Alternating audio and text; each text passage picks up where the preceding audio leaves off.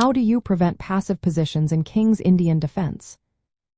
Imagine a game where black sits back too long, letting white build a fortress and then struggling to find a way in. That's what passive positions look like in the King's Indian defense.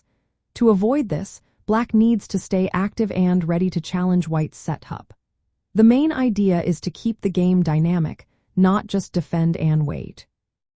One key way to do this is by making timely pawn breaks. Moves like e5 or c5 are essential because they challenge white's center and open lines for black's pieces. If black delays these moves, white can solidify their control and make it hard for black to find counterplay. So, black should prepare these pawn pushes early, often by developing pieces to support them. Next, black's pieces should be placed actively.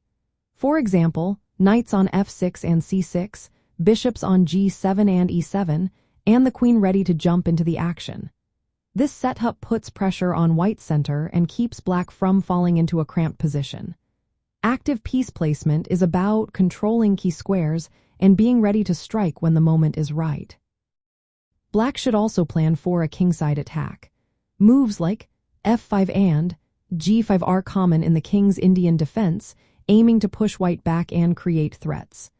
Starting this attack at the right time prevents black from becoming passive or stuck behind white's pawns.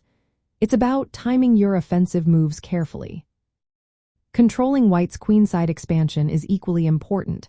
Moves like c5 or a5 can stop white from gaining too much space on that side. If white pushes b4 or c5, black can respond with c5 or a4 to challenge or fix white's pawn structure. This keeps white from freely pushing forward and gaining an easy initiative. Another tip is to keep tension in the position. Avoid exchanging pieces too early or making commitments that make black passive. Keeping tension allows black to choose the best moment to strike. It also preserves options, so black can adapt to white's plans instead of reacting passively. Finally, moves that improve piece activity while preparing pawn breaks are vital. For example, developing the bishop to e7 or f8 and then supporting pawn pushes with the knight or queen. These moves help black stay flexible and ready to counterattack. In essence, black's goal is to balance defense with aggression. By timing pawn breaks, placing pieces actively, and planning kingside threats, black can avoid passive positions. Instead, black stays in the game, ready to challenge white's setup and seize opportunities for counterplay. Understanding these ideas helps keep the game lively and prevents black from falling into a cramped defensive stance.